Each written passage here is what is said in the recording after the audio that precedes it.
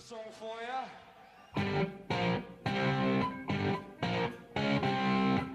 You're listening to Deep Purple Smoke on the Podcast. I will do one episode for each song the band recorded in the studio. However, this is a fan podcast and not band endorsed. It's more of a tribute to their long history, well beyond just the hits, and my way of giving something back to a band that has given so much to me. Let's dig in!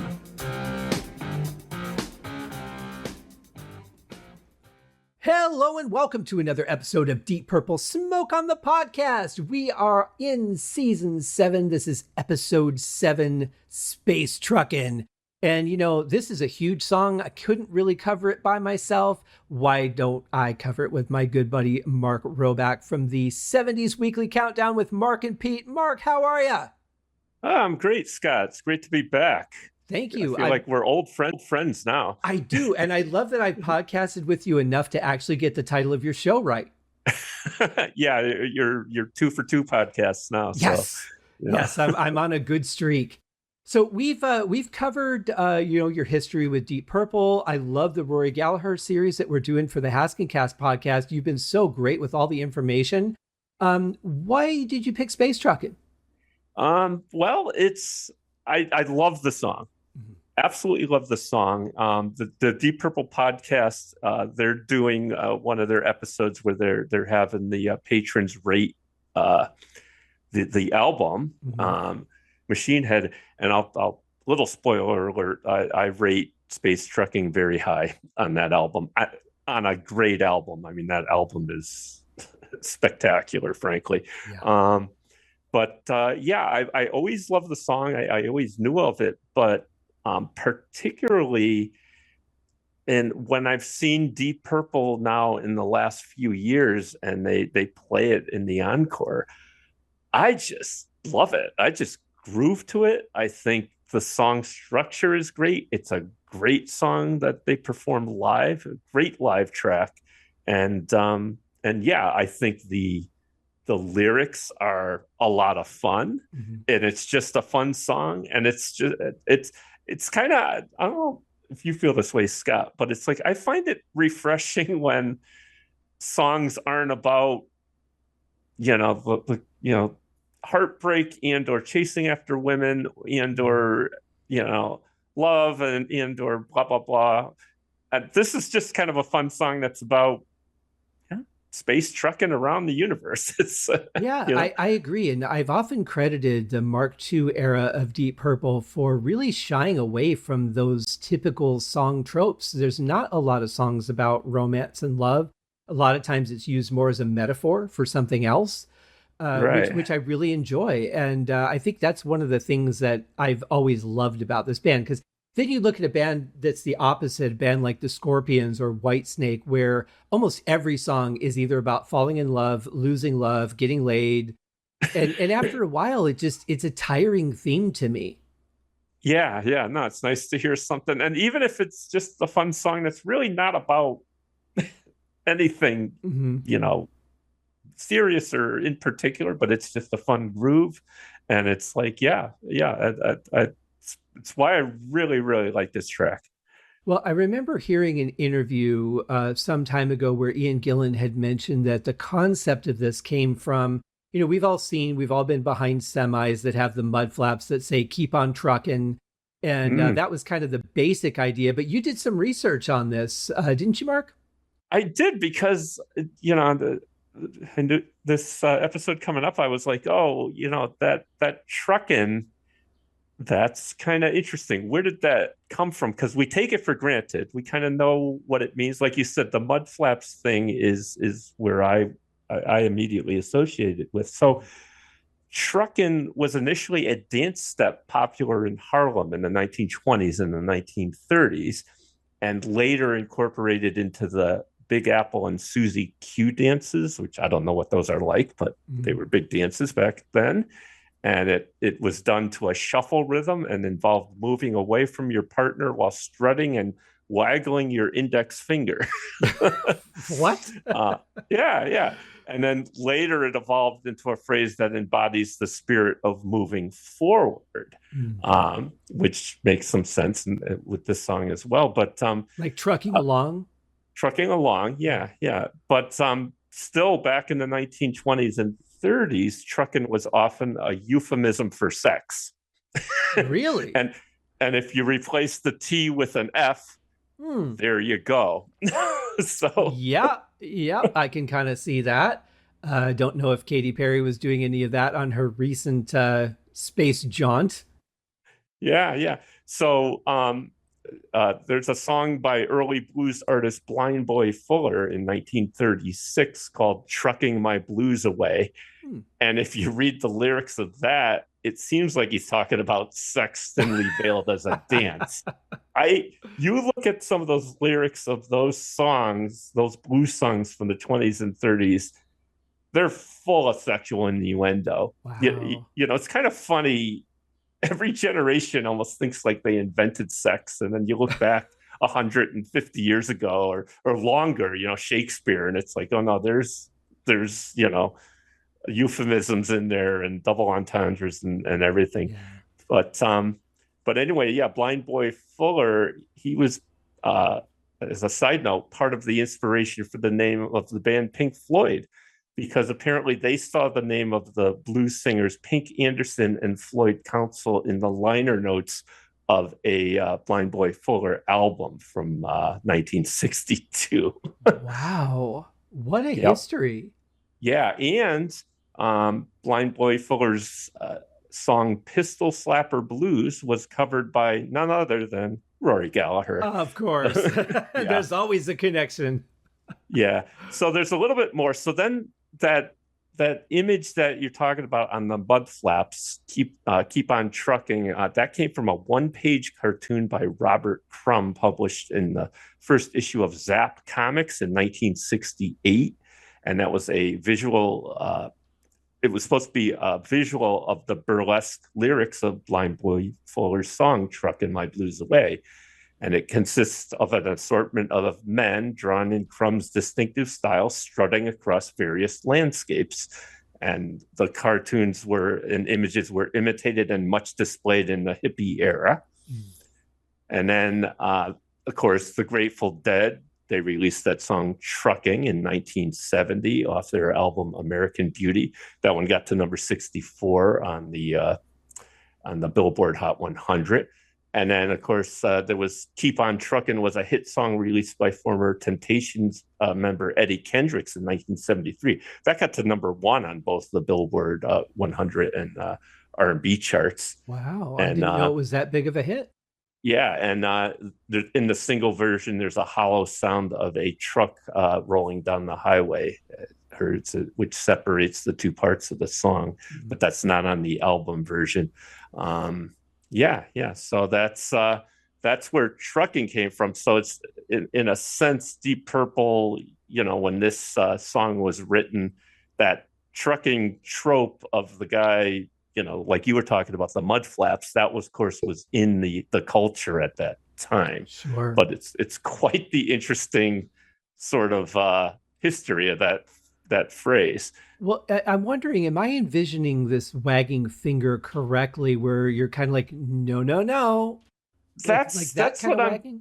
That's what I'm thinking. I didn't go off and look if there's any videos of people doing that dance, but that's how I pictured it. Yeah, I could kind of see that in part of a dance. When you think about all the, I guess, I mean, everything to me in dance is experimental because I can't dance. I could sit in a chair and I'm really good at that. But I think about, different dance moves. And I know that there's been dances where, like, it looks like the woman's inviting the man over and he starts to get up and then she kind of pushes him back, like gives him that, stop with your hand. So I kind of picturing something like that, where you're like, come over here. No, you're not going to get this. Yeah.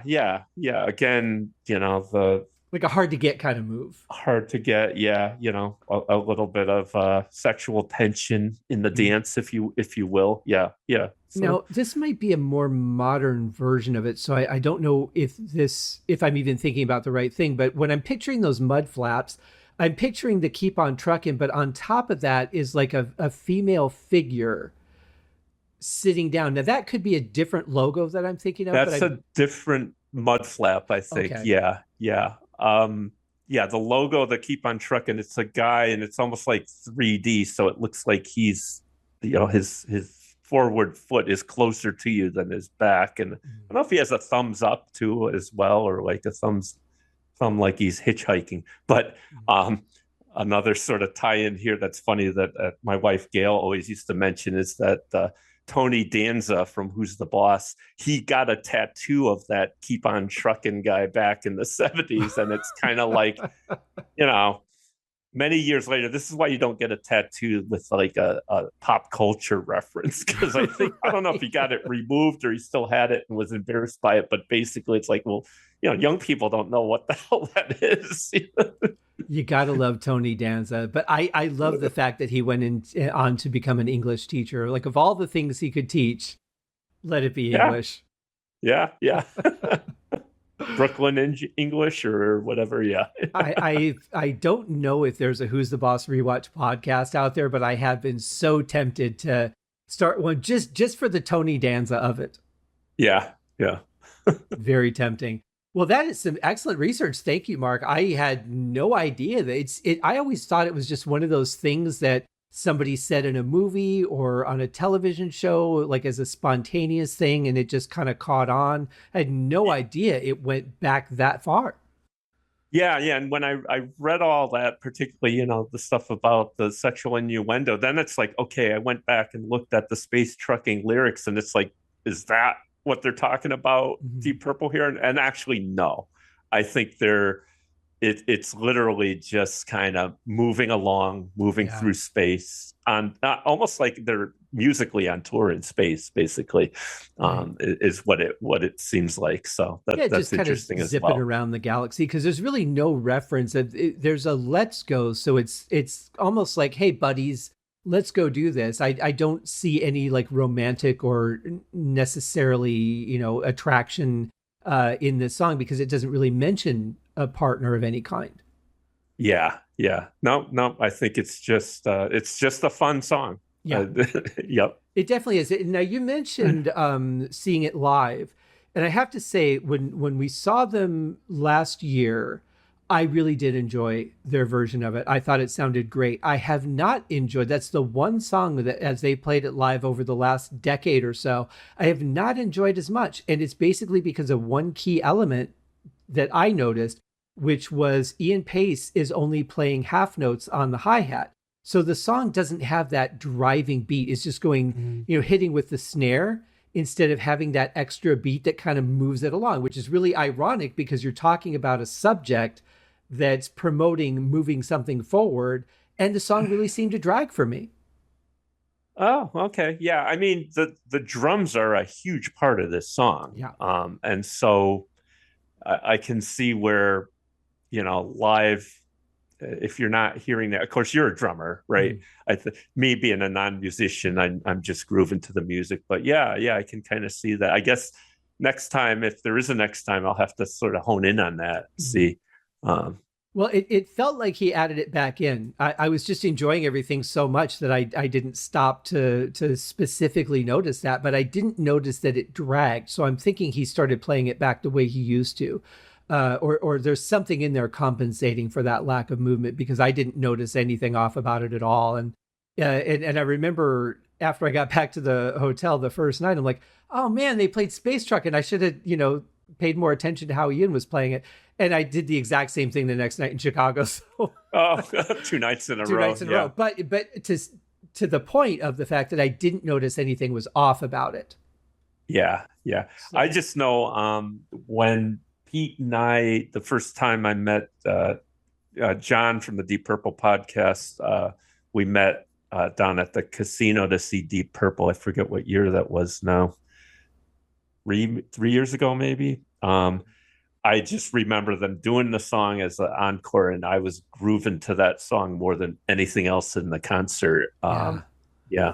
Such a great song. And now I don't know if their Machine Head Rankings episode will air before this does. I'm thinking it probably will. But I also agree with you. I ranked Space Truckin' very high Mm. as well. How can you not?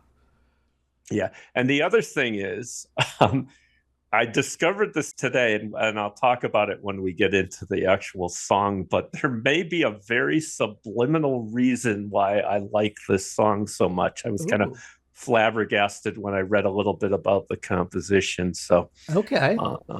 that'll be interesting. I'll be very curious to hear that. I'm actually very curious to see what the rankings are going to be because Machine Head, I mean, obviously it's a hugely famous album, but there is that ear fatigue for some of the songs for people. So I'm imagining like Smoke on the Water might be ranked low. Highway Star may also suffer from some of that ear fatigue. I'll be curious to see if people comment that or not.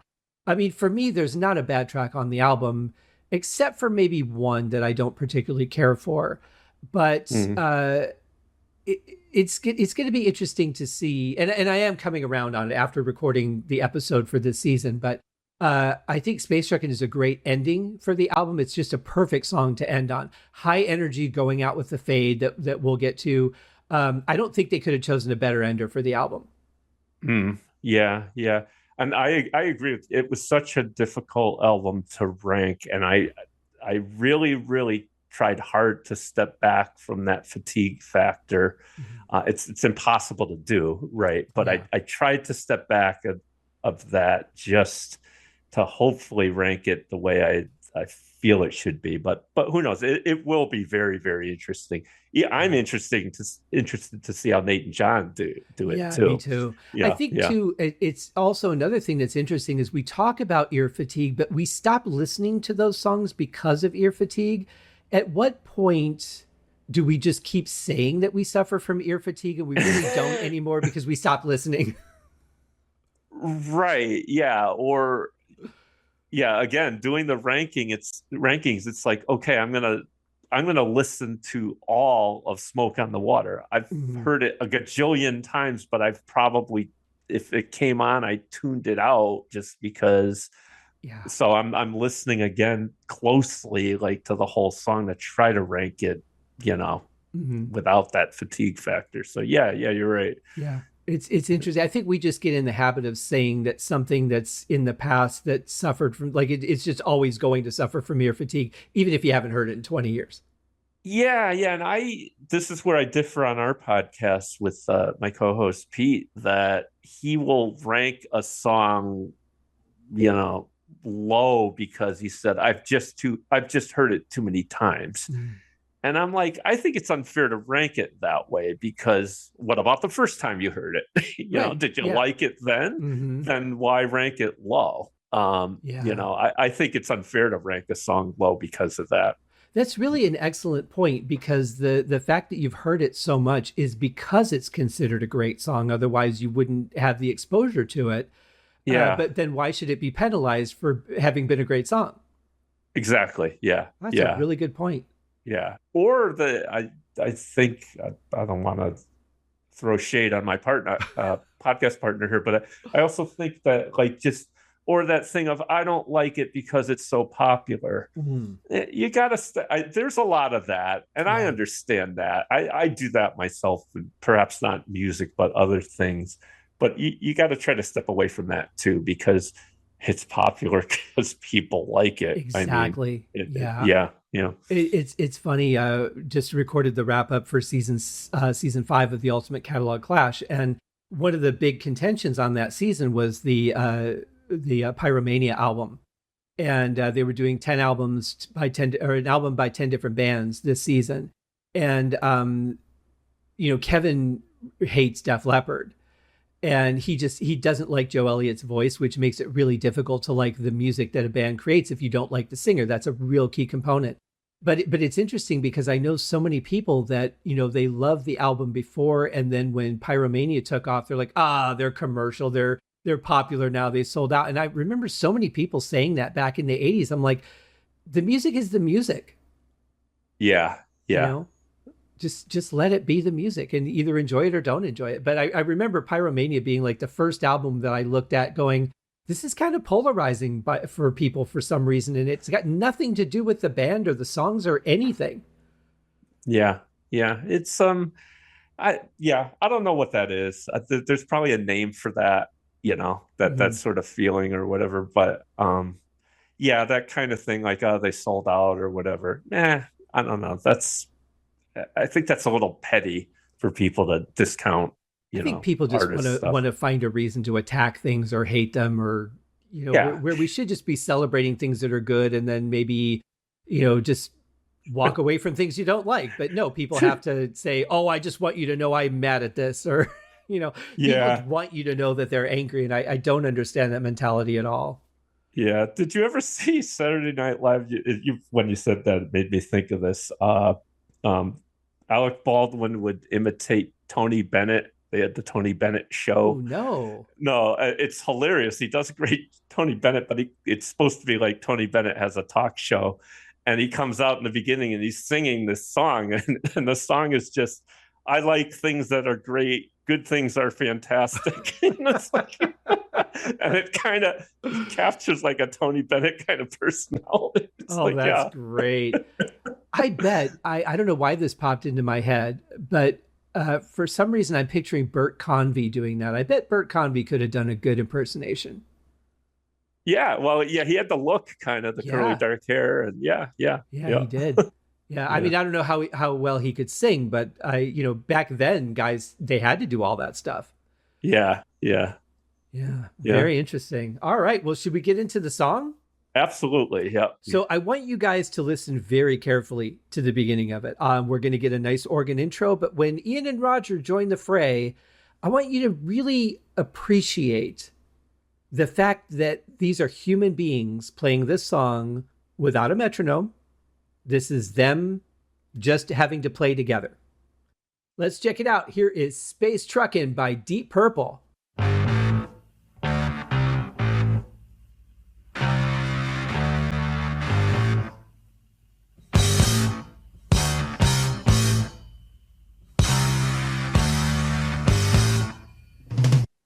See, they're not quite 100% on, and I love that they didn't fix that.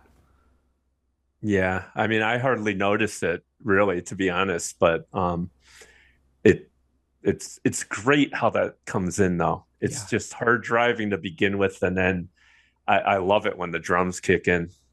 Yeah, me too. Yeah. There's a video out there with Chad Smith from the Red Hot Chili Peppers doing a clinic with Ian Pace, and Chad he's just in awe of Ian the whole time.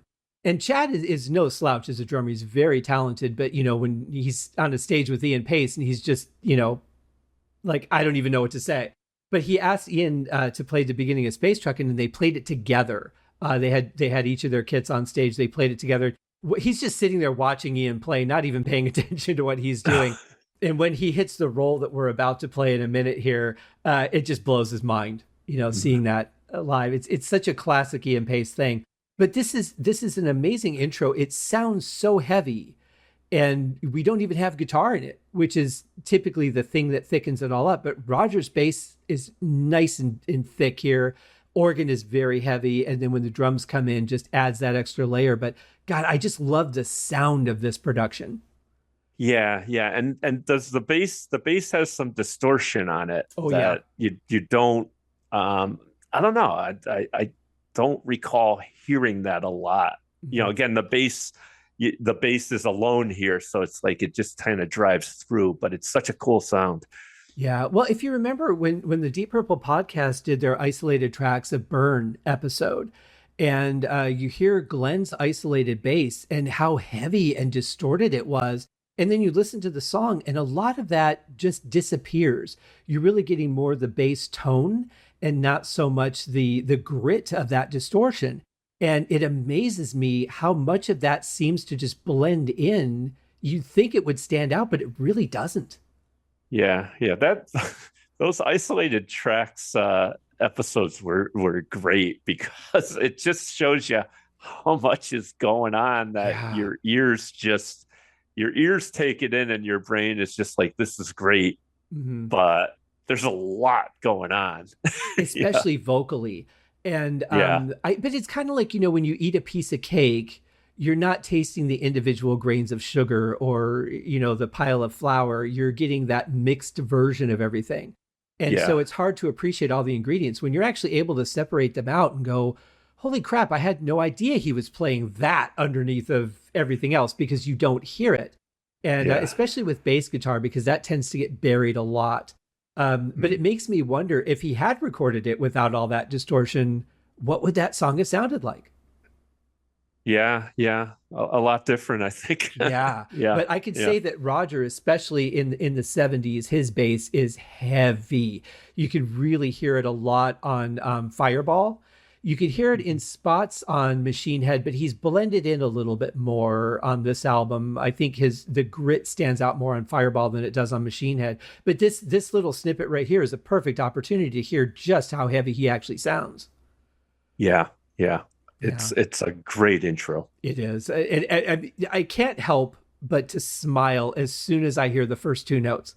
Just immediately, I'm like, yes, this is going to be fun. Yeah, that's what I said. Seeing them live, and it's like you hear that, and it's like my head is bopping already. Yep, exactly. And I could say, as a drummer, this song is an absolute blast to play. But I made a huge mistake in learning this song, and I'll talk about it when we get to that part. Yeah.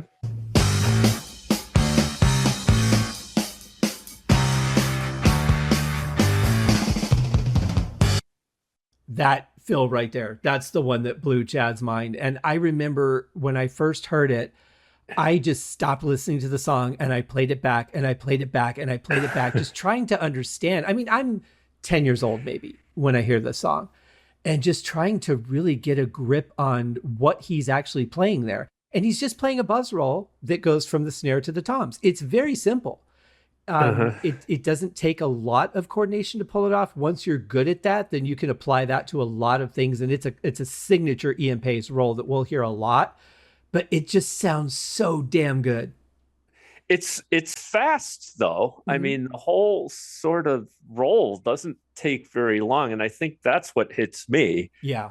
It's like it almost it does sound sort of like a familiar role, but it's also it sort of feels compressed in the end of that phrase that I think is really cool. Yeah, and if you think going back to Mark One and all the snare work that Ian Pace did, because the snare was really a focus during that era, it's not surprising he could pull this off so easily, because he's got those rudiments down. He's just got that way of bouncing the sticks to make it sound so smooth. Fools is another example of just how much control he has as a drummer. So this really isn't that grandiose of a fill, but it stands out so clearly because there's not a lot going on behind it. It's really out in front in the mix, and it just flows so smoothly. Yeah, yeah, it's really again the how much have we listened to so far? Just this amount is great already. 23 seconds. Yeah, that's fantastic.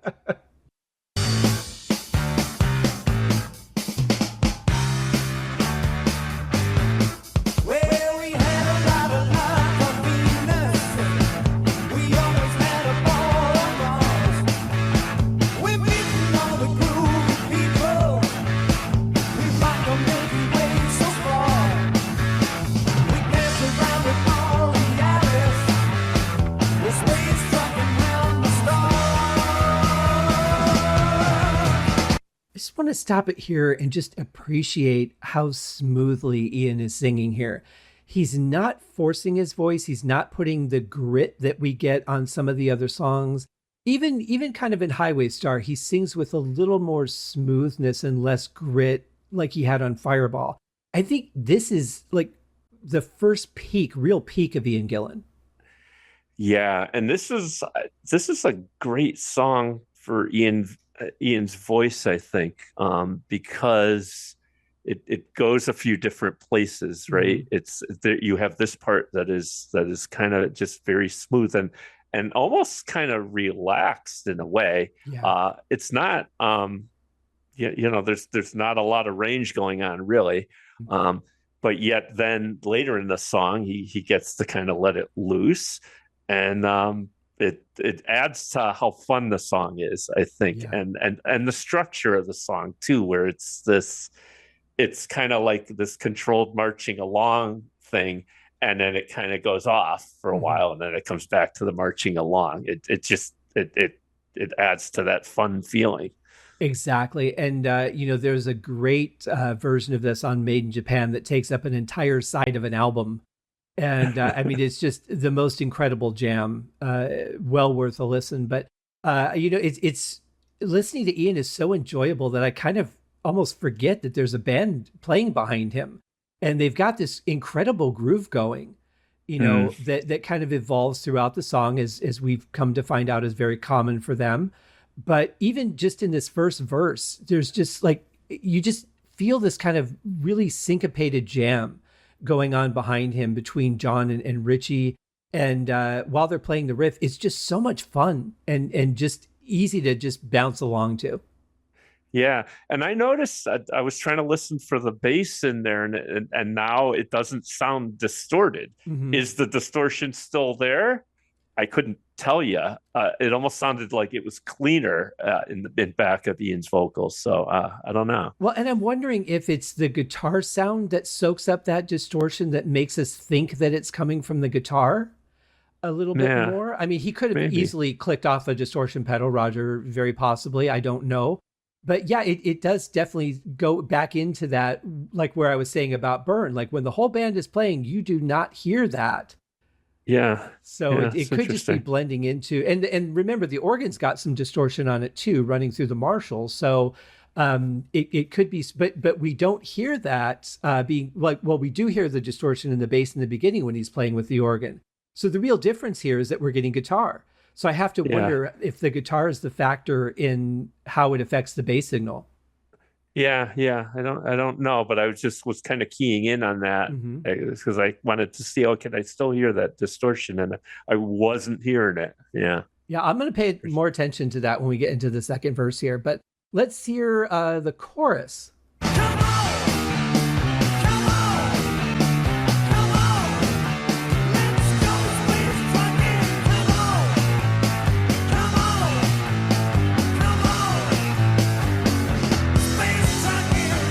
Now, see, there he's putting a little more of the grit back into the vocals. So that just a nice contradiction to how smooth the verse is.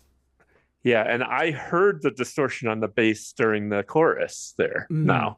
So when we get back into the verse, I'm curious if you hear whether it's not distorted, yeah, or am I just hearing things? well, he might be clicking it off for the verses too. That's very Yeah, possible. Yeah, yeah, but I love those double cymbal hits. I think that's a pretty bold move.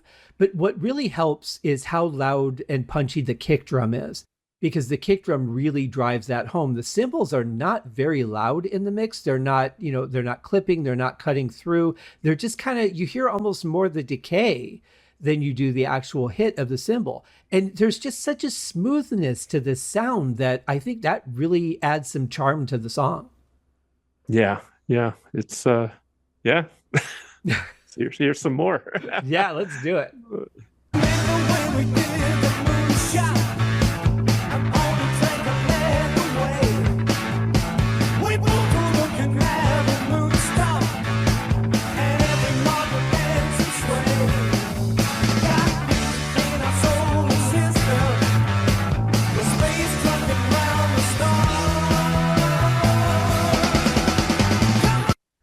Well, I mean, we get some good activity from Roger on that one, and I'm hearing a little bit of it, but it doesn't seem as powerful as it did in the intro, does it? No. I definitely that time I listened again. I think it's not distorted Mhm. during the chorus, during the verse. I mean, yeah, Yeah. because we're about to get back into the chorus, and I definitely heard the distortion in the chorus the first time. So Yeah, I mean, I'm going to make a bold statement. I think he's switching it off during the verses.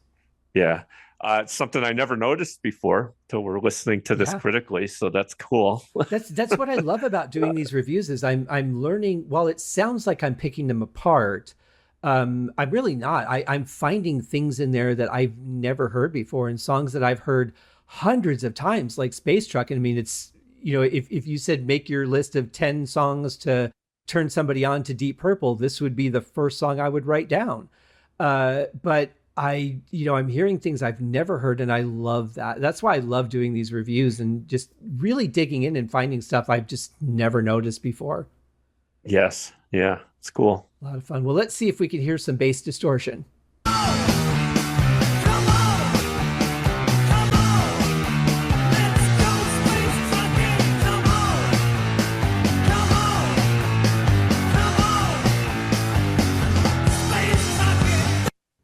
I think he's only playing those two bass notes, though, isn't he?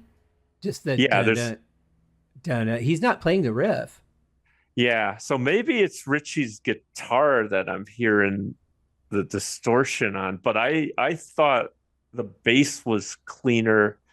So maybe the bass is cleaner all the way through, but I definitely thought the bass was cleaner during the verse. Yeah, I agree. I think he's just playing those two root notes, and it's too hard to tell. I think we are getting a lot of distortion coming from the organ, though, too. So I think that just that blend of organ and guitar is giving us a real edge on this song.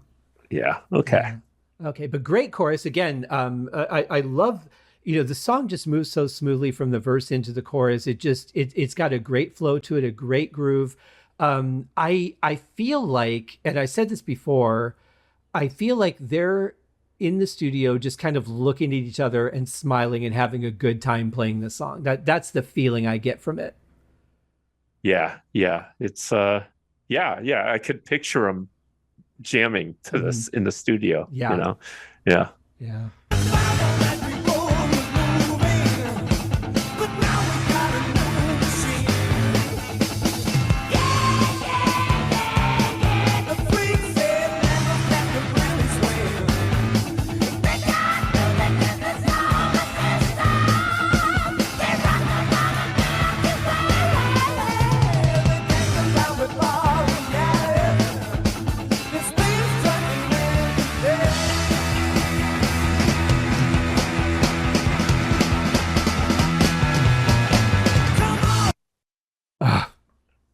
That is just pure heaven to me as a listener. Yeah, the drums in there right before you stopped it, great. And just again, as I talked about before, up until that point, Ian's singing kind of smooth or whatever, but then he's able to let go like Ian Gillan can. That's why this song is so fun, actually. So this might be a good point for me to bring up the thing of why I might like this song subliminally. Okay. So I read that Ritchie Blackmore said, I guess it was in classic albums, that the making of Machine Head, the song composition started with the half-step riffs in the refrain, which were inspired by the theme from the music for the Batman TV program. Really? Yeah. So I was born in 1964, and it's Roback family folklore that my first words were not mama or dada, but were Batman. That they probably just plunked me in front of the TV with my older siblings. Oh, yeah. So I was going to try. So then I'm trying to sort of analyze this in my mind. So I'm going to try to do this. I'm not musical, but the Batman theme, which I remember well, goes na na na na na na na na na na na na na na Batman. So it's just stepping between, I guess what he said, like half steps there on the notes. And then I was trying to think of this song. So let's see if I could do this. But it's like na na na na na na na na na na na na na na na na. It's like stepping between just those two notes during the verse, or two half steps or whatever. And I'm like, is this why I love this song so much? I don't know. Well, I can say that I did watch a lot of the Adam West television Batman show myself growing up. So there is a distinct possibility we have that in common. I don't know what my first words were, but I don't think they were Batman. But that's really interesting. It's hilarious, and it's one of Yeah. those like it was this like an epiphany I've had, 50 some odd years later since this song was Boy, released. I Yeah. tell you, I would have never put that together, but I love that. I when I found out that Smoke on the Water was actually, an inversion of Beethoven's Fifth Symphony, I'm like, wow, I would have never in my life said, listen to that riff and heard that in it. Like Yeah. not once. But it's like, so this morning I went out on YouTube and listened to the opening Batman theme, Hmm. and then I listened to this song again before we came on, and I'm like, well, the Batman theme is such a ridiculously almost satirical simple song. Hmm. It's just the na na nas and then Batman. um but this song is musically, in terms of just that riff of the half steps, it's very simple as well. Oh yeah. But they're both a lot of fun. Oh, for They're sure. just a And lot of fun. I Yeah. think about like some of the most simple songs, and I remember for the Muppets, they said we want just a song that's kind of we don't care what it's talking about, it just needs to be really simple and it needs to just be able to go on for a while. And then you get Manamana, which is the most. I mean, it is lyrically there's nothing in it that is a single like realistic word, but it is one of the most catchy songs.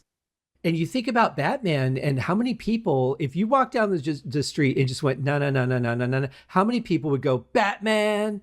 I Yeah. bet a lot would because Oh, it's catchy, it's memorable.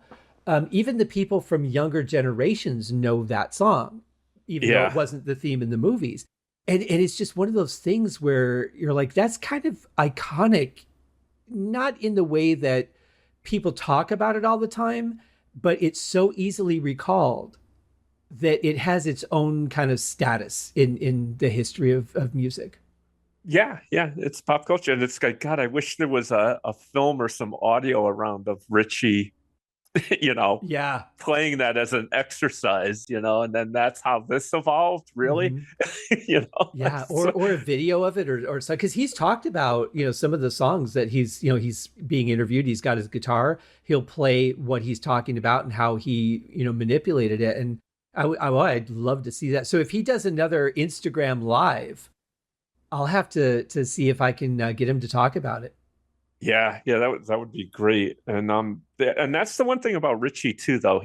To me, he's always been very forthright in like, I took this riff, Yeah, I changed it. I took this from this guy. I really like this, and this is how the song came about. There's none of that like, egotistical. Like, no, I came up with this completely on my own, and yeah, it's which is great because as we've talked about, we talked about it in the Rory episode as well. It's like music it's derivative, and yeah. and whether they actively decided to take a riff, or it's just like they're noodling around with something, or it's something they heard and they incorporated it into their own song.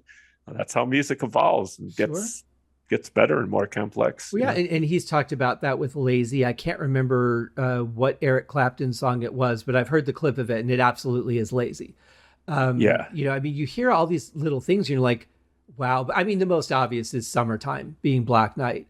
And I Yeah. remember Roger telling that story and him saying to Richie, he goes, you can't do that. That's Ricky Nelson's Summertime. And Richie looked at him and smiled and said, I never heard that. Yeah. Of course, he's been more forthright about it later, but yeah, I love the idea of just being able to be inspired by something and not have to worry about lawyers and everybody getting sued and all that. And just to say, hey, I like what you did. Here's what I did with it. Yeah. Yeah. So Yeah. anyway, yeah, absolutely cool part. That drum fill going into this next part is kind of a precursor for what we'll hear later on in the song. And I like that they put this little kind of teaser here, but to build into this chorus here is just amazing. You get Ian pumping it up on the vocals. You've got Richie doing this, muted strumming. You've got the distortion, coming from the heavy organ. It's just such a great build. And then this fill carries it into the chorus. This is just a masterclass in songwriting to me. Yes, yeah. It's such the structure of the song. If you step back and just think about, yeah, the structure, how the chorus goes, and then how the vocals, you get to have that riff by Ian going off. It's great. Yeah. Yeah, absolutely. Well, got to hear the chorus next. Yeah.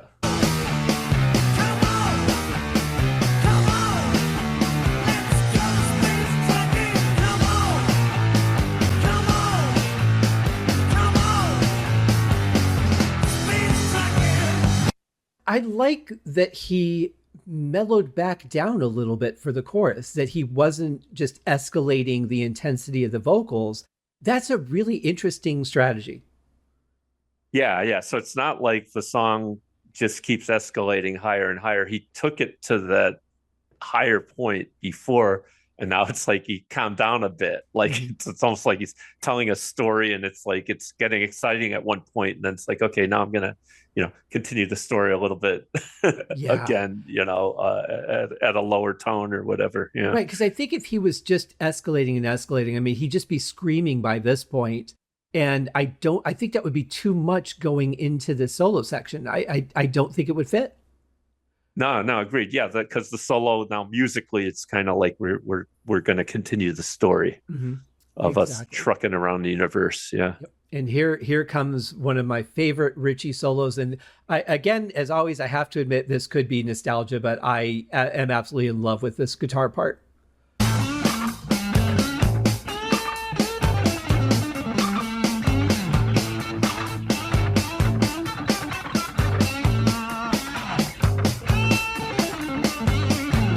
Now, I am hearing a little bit of grit in the bass, but it's really not standing out like it did in the intro. Yeah, yeah. But I love how we've got the bass there and the drum there with Richie's guitar. It mixes so well Yeah. because it's almost like I it's a weird thing to say, but it's like it's enhancing what Richie is playing. Like it's essentially a semi solo, right? Mm-hmm. Because the other guys are just doing the groove, but nevertheless, it's like I don't know and maybe it's how it's mixed too, but it seems like the drums and the bass are more forward to me, Yeah. and the guitar's in the background, but he's noodling around, and that guitar solo, it almost sounds like to me it's like signature Richie in a way Mm-hmm. that is not in, and I mean it's almost like you hear parts of that in a whole bunch of other Deep Purple songs from this time frame. Yeah. Yeah, and I think we talked about this on a previous episode. So I think part of what you're hearing is the Zoom feed because Richie's guitar solo comes a little bit more to my left ear, which Okay. normally I would not be happy with, but for some reason it really works with this mix. It gives the drums and the bass a little bit of a chance to stand out more. Whereas normally I'm like, we'll put the solo in the center, because that should be the focal point. But I don't know, I kind of feel like the rhythm is so important here that I don't mind it being mixed this way. And the other reason that they stand out is because we're not getting a heavy organ from John here.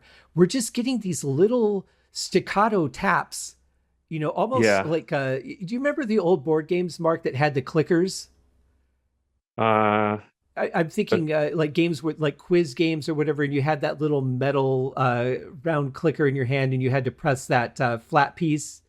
oh, okay. Yes. Yeah. Yeah, it kind of Yeah. reminds me of those, just that little sound Yeah. that he's playing. He's not playing tones, he's not playing chords, he's just putting in sound. So that opens up a lot of space in the audio field for the drums and bass to cut through more. Yeah. Yeah. I'll have to listen to the right and left. I wasn't even thinking about that in terms of the mix, but I know I always noticed in this song how Richie's going off on his solo and it's great, but it's like it feels more upfront with the drums and the bass. Oh yeah, for sure. For sure. Yeah. And Ian's hitting that snare so consistently. And I love the punch of the kick, the snap of the snare. Like this song is one of the most perfect recordings. If I needed a song to be a rock and roll song to, this would be one of the songs I would pick. Yeah. Yeah, excellent stuff. Well, it's going to get crazy from here.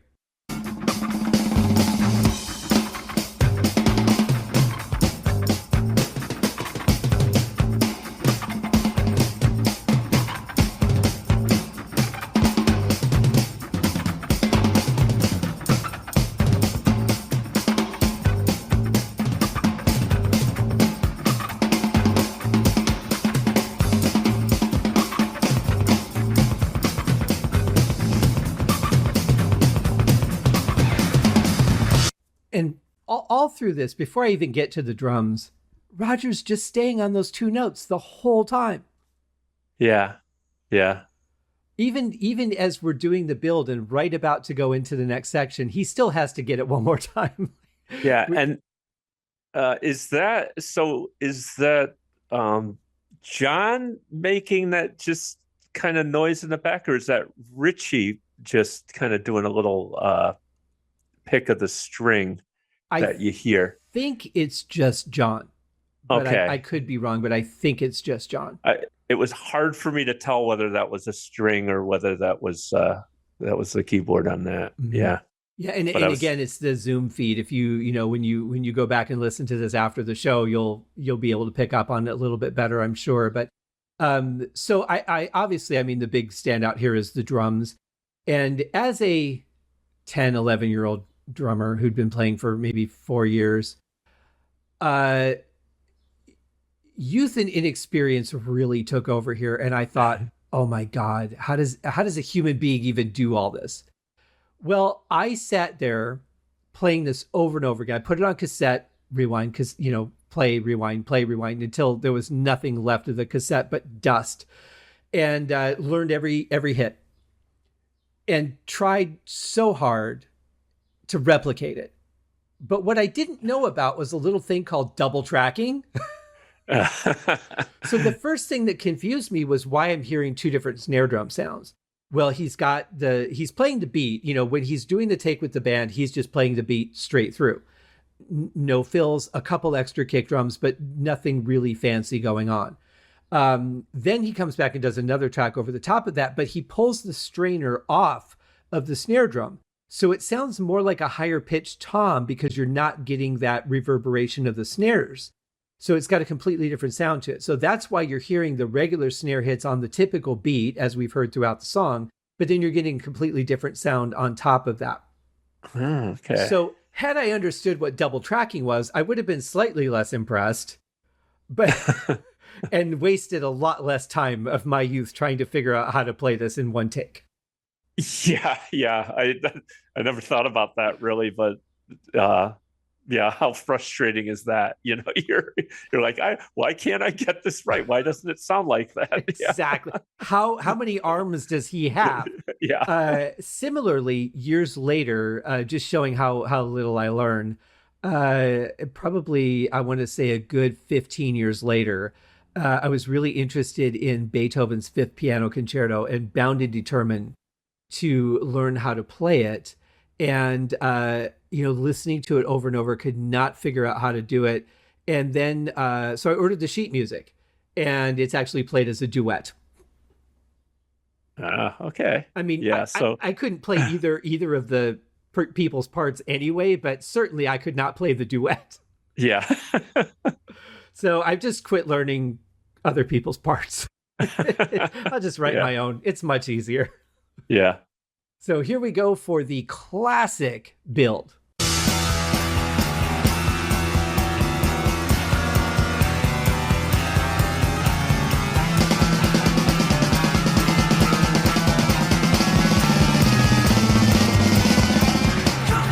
Amazing.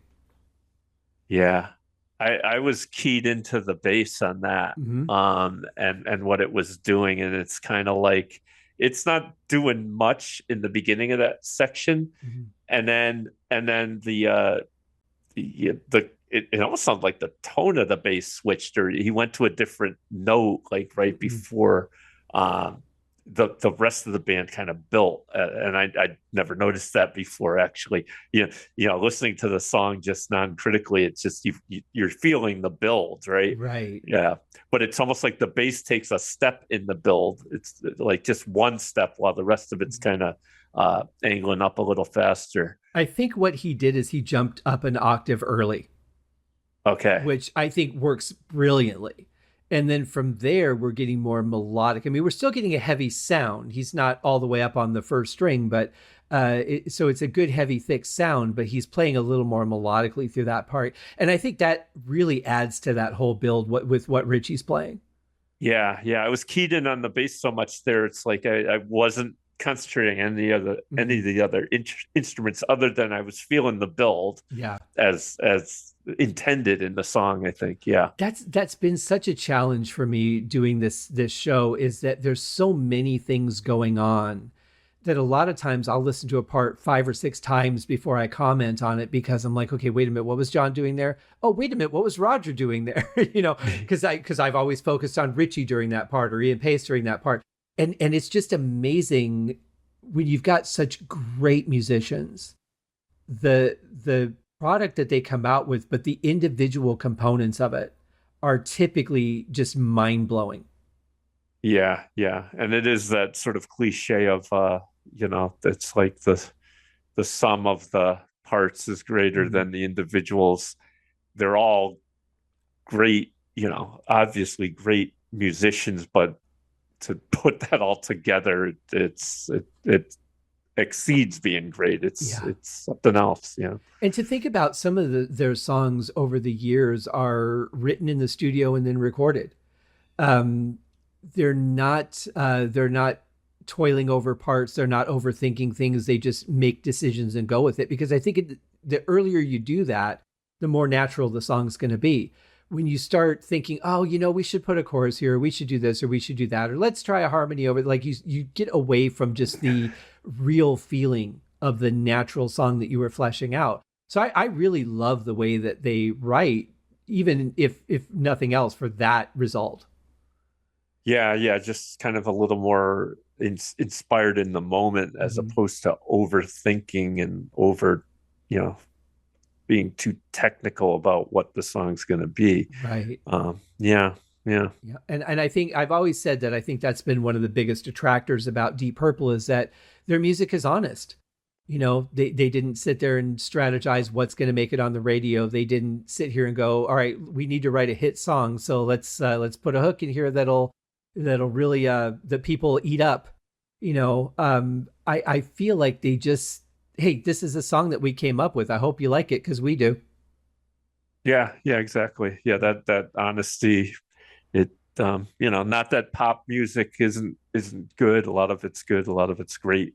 But on the Yeah. other hand, it can be stifling to the artist to try to put out that product that's going to be hopefully universally accepted, and therefore be a pop hit, as opposed to like, no, we're just going to do we think this sounds good. I'm going to Mhm. play this like the way I think it'll sound the best to my ear. And Right. that's what we're going to put out. Yeah. Yeah, and I think about bands like Kiss, and I've seen Gene talk about this, where he's like, okay, this is a good line. Yeah, people will like that, and specifically strategizing those kind of things.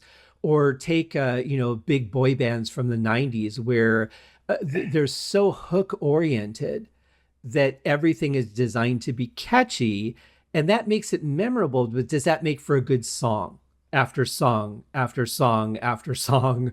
Whereas like Deep Purple, every song is so unique.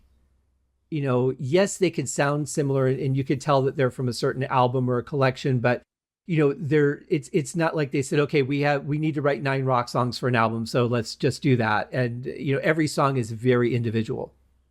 Yeah. Yeah. And I think the 70s it was the peak of like album music, Mm-hmm. right? Because that was this time where it's like, well, you got the album and you would listen to it, you'd listen to the whole thing, you know. So it's um I guess what I'm trying to say is, like, then as our listening technology evolved, where into CDs, and now with streaming, it's like, well, you can just download a single song or Right. whatever, not get the whole picture. So I even think music is probably written differently now because Very of that than it possibly. was, yeah, Yeah, very back then. possibly. And it's a shame, because you think about, you go to the record store, you see an album you want to get, and you bring it home, you're staring at the cover while it's playing, and, maybe reading the liner notes or lyric sheet or whatever you might have, but you're looking at the 12-inch cover, so you got a really good shot of it. And you're checking out every track on the album. And I feel like that, other than people who really are interested in the band or the artist, I feel like people don't necessarily do so much of that because, and I only say that because I don't hear people talking about that. I hear people talking about the hit, the song that came from the movie, the song that is on a playlist on Spotify. And those generally are not album tracks. Yeah. And I confess, even myself, the way I can consume music now is different than it Mm. was 30 years ago, where, yeah, I would listen to a whole album. I just don't do that much anymore. Yeah. See, I've gotten the opposite. I mean, for me, especially in the 80s, there were so many bands where I'm like, I really like this song, and those were the only ones I cared about. And it wasn't until later on where I started thinking, well, if I love those songs so much, isn't it reasonable to think that they've done something else that I'll probably enjoy? Yeah, and we talked about that Yeah.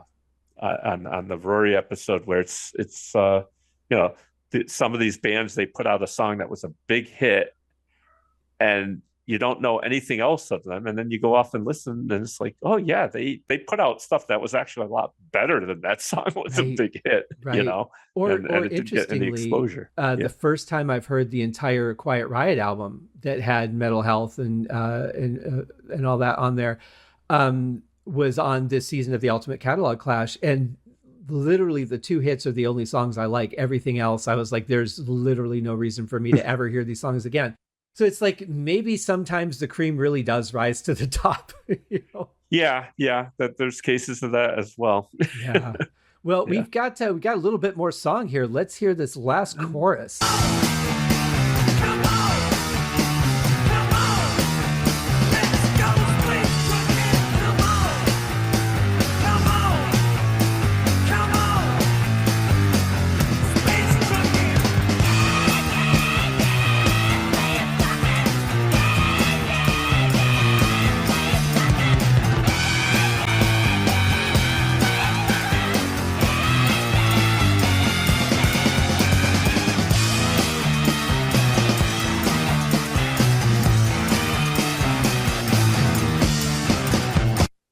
I like that little change that they've done a couple of times in this ending section here, where they kind of they don't stop the beat, but there's almost like a little breath or a pause they take right at this section here, where like Ian does this fill, but he leaves like one beat open to have like just a quick breath as the song goes. And they did that at the beginning in the first run of this at the end of the chorus, and then they're doing it again here. And I think that's just a neat little trick to break up the monotony of just repeating the same part over and over again.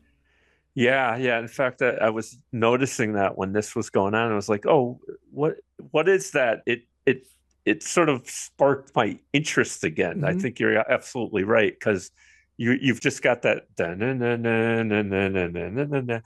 that, yeah, that can be very monotonous. Mm-hmm. If played for like a long period. But then, yeah, there's that little. I didn't even sort of know what it was. It's like, oh, was that a break in the recording or something? But Right. yeah, Yeah, and it yeah, feels like it is, but the tempo doesn't stop. I mean, it's, Ian Pace doesn't, he's in the middle of a fill, so he has that room to do that. But I've always thought that was a really cool part of the song because it is such a cool, simple riff. Just da da da da da da da. Repeat, very cool riff. But it also could get really monotonous if you don't do something to break that up. And it's just a real simple thing that they throw in to do that. yeah. It's interesting. Yeah. And I don't know if that was planned or if that was just like what came out when they were doing the take, but it's a little bit of magic and just goes to show again what great musicians they really are. Yeah.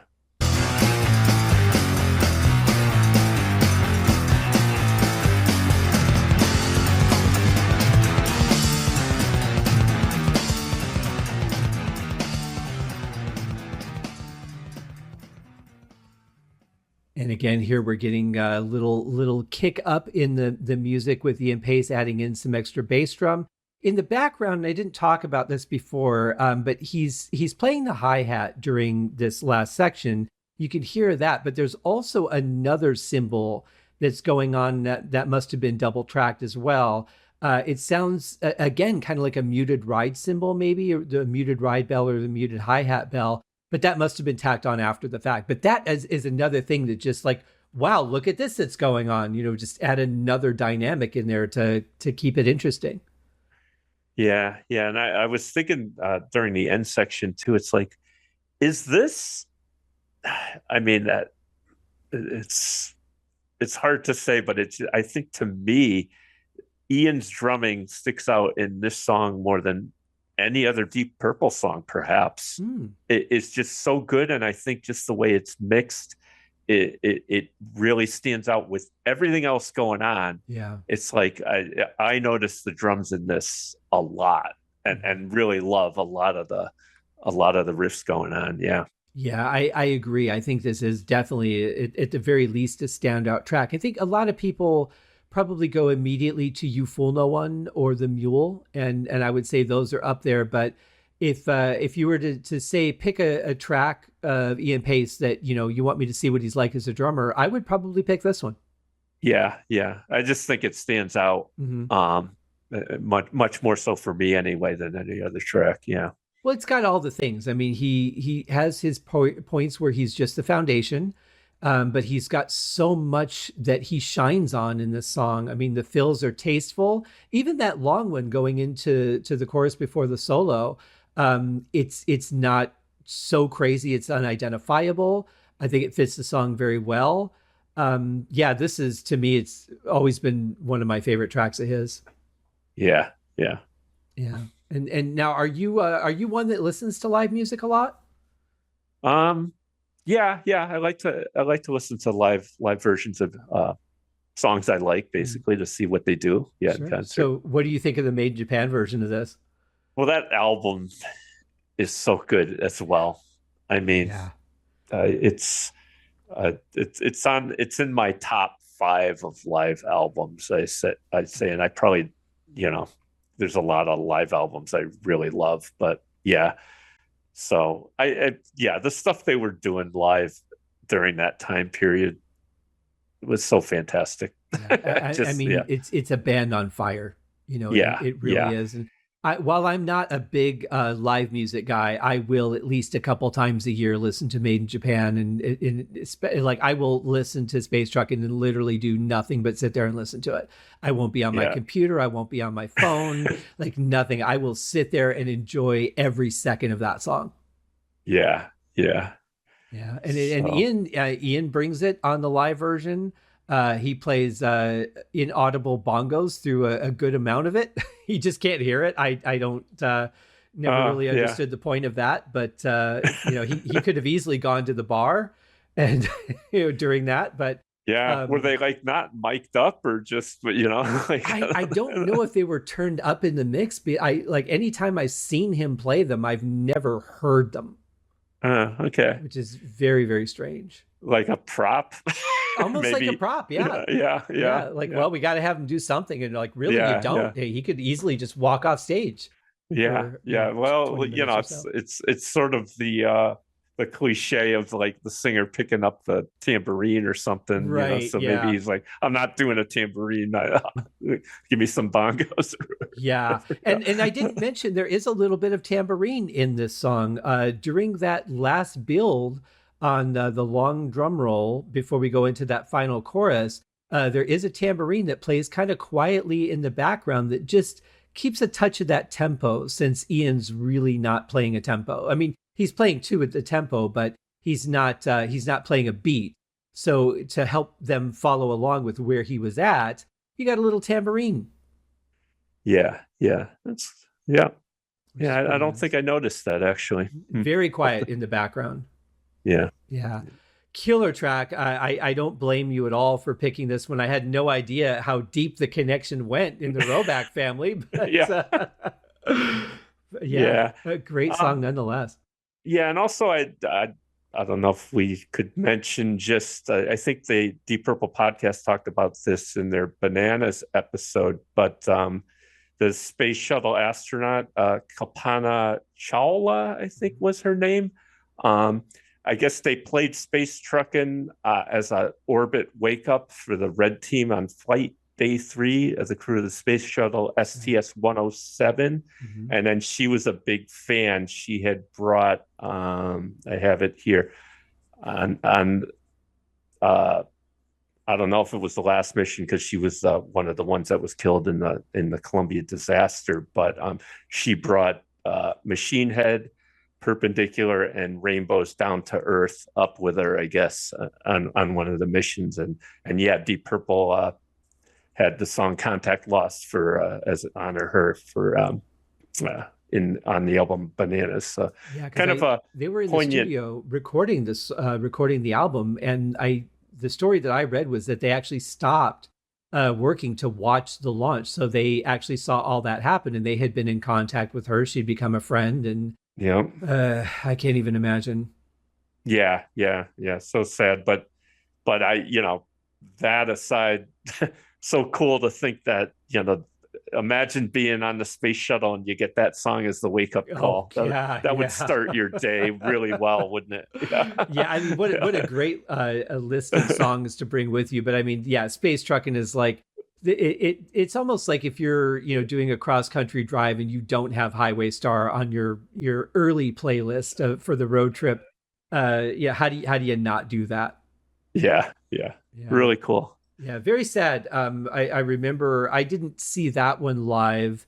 I did hear about it shortly after. I saw the first Challenger explosion back in the 80s. I watched that live, and it didn't. It was so surreal, and I wonder even back then how desensitized we were to reality because we've seen so many things in movies, and especially now with CGI. I remember when I was watching the World Trade Center on fire and then the collapse, it just didn't seem real to me. It seemed like I was watching, a Die Hard movie or something like that. And even in that moment, I started to wonder how desensitized have I become based on all these things that I've seen throughout my life? Like real life now seems like I'm watching something that's a stunt. It's so interesting you say that because I think I almost had the opposite effect when I saw that World Trade Center, that whole thing. Um, because I thought I can this is so incredible and like epic's the wrong word, but Mhm. unbelievable that nothing they can show me in a movie with CGI is gonna really shock me Mhm. because I've seen this thing in real life. Yeah. But Yeah. it's such an interesting point you made. Yeah, yeah, about but the desensitization. Yeah, yeah, I even remember, when the Columbine massacre was going on, I was right down the street from that. And I remember I was unloading a UPS truck and the sirens are going by. And we had some monitors on in the store I was working at because it was a music store and we were playing a Terry Bozzio drum video. And we flipped it over to the news and we found out, yeah, just a few minutes down the road is the Columbine thing happening. And I just remember going, oh, okay, and then I went right back to work. Like it didn't phase me in the least. And I happened to be off the day that those kids went back to school. And I remember a friend of mine lent me his video cassette of Saving Private Ryan. So I was watching that and I stopped to go get lunch or whatever. And the news was on the television. And they were interviewing some of the kids that were, trying to go back to school that first day.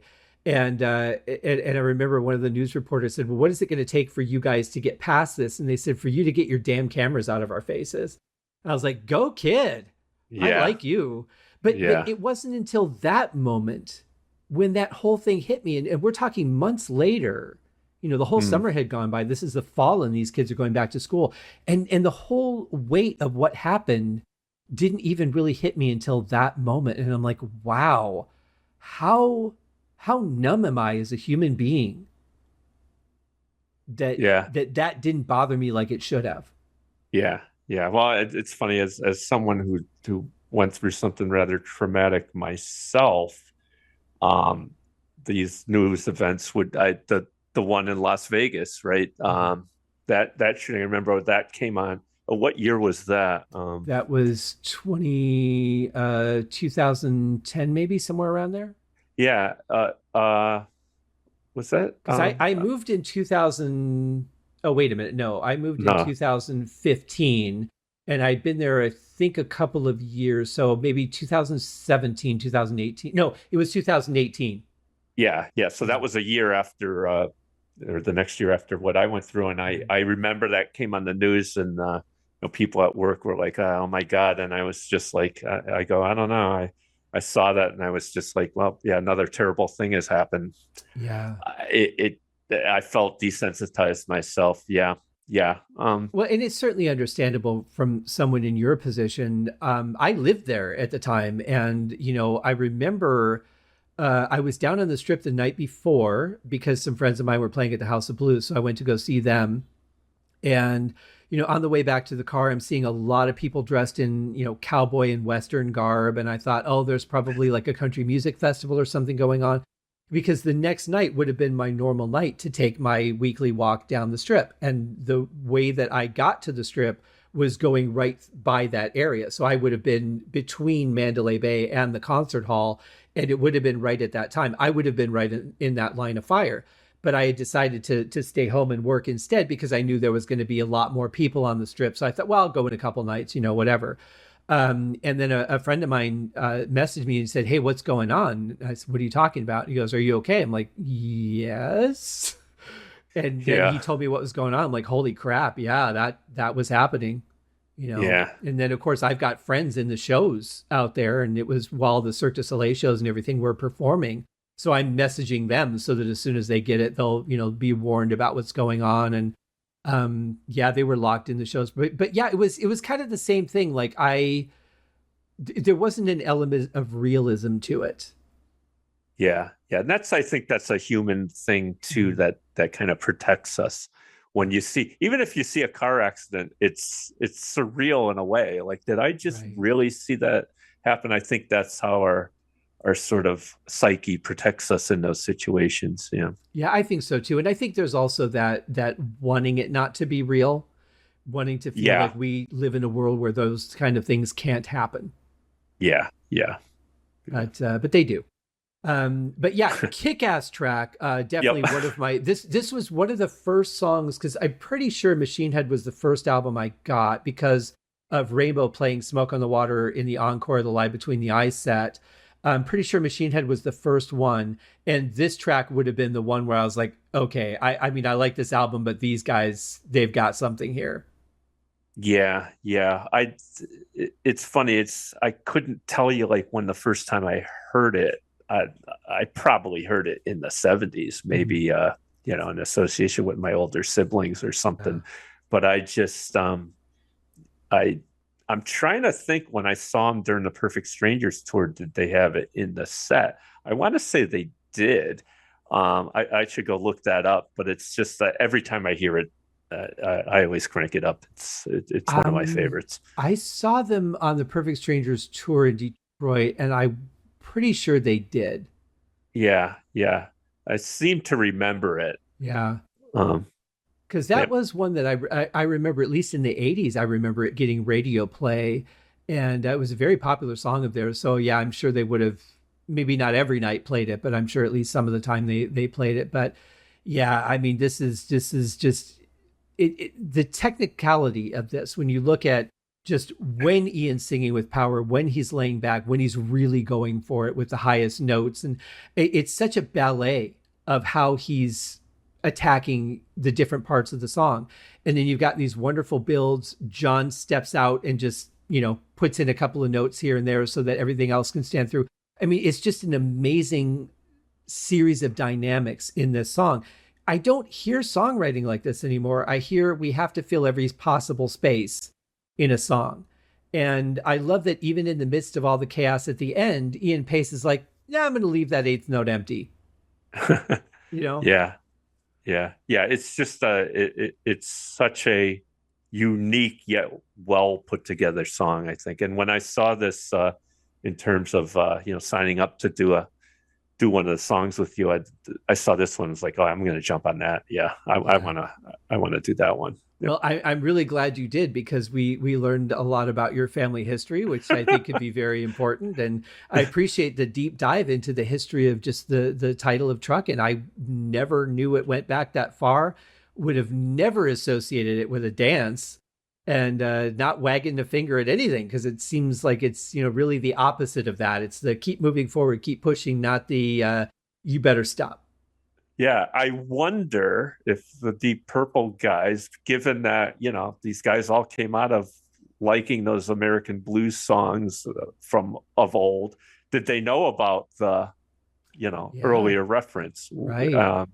Yeah. Well, the only history I've heard on it was just that one interview with Ian where he was talking about, the history of trucking and all that, on a very minimal scale, just like what was going on at the time.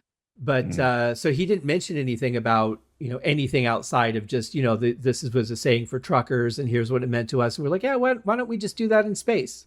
Such a simple, you look at something and you adapt it to a whole new idea. And I think that's what I love about being a creative or appreciating other creatives is just you hear one thing and you find a completely different thing inside of it. And it doesn't really matter where the inspiration comes from because you could turn anything into anything. Yeah. Yep. So, yeah, very cool. Well, Mark, you guys check out the 70s Weekly Countdown with Mark and Pete. There is a link in the show notes. You guys can go find it on pretty much every outlet you can. I've got links to their Blue Sky, and you can check them out there. Mark, it is always a pleasure to have you on the show. Thank you so much. I cannot wait for our next one. Yeah, I agree. Always have a great time on this. We always run long. I think, I think it's just because, I'm enjoying it so much, and I guess I like to talk, but it's funny. I really don't like to talk until I get on a podcast and I'm with somebody that I can have a great conversation with, like you, where it's, we can take the conversation wherever it goes, and it's just always relaxed and enjoyable. And really, this is one of the reasons I'm especially glad I am doing the show, because I've gotten to do shows now with you and with our friend Steve, and I haven't podcasted with you guys before. So other than, being on the group Deep Purple podcast, so it's been a lot of fun, and come back anytime. Great. Yeah, I will. You guys, let's see, it is Friday when this will air. So you guys have yourselves a wonderful weekend. We'll be back next week. Our Monday show will be the final track of Machine Head, while Space Truckin' was the final track of the proper album. This is the one bonus track that Richie did not want to be on the album. So we will get into that on Monday as we wrap up season 7. Can't believe I'm 7 seasons in already. This is absolutely nuts. But here we are. You guys have a great weekend. We'll see you next week. Cheers.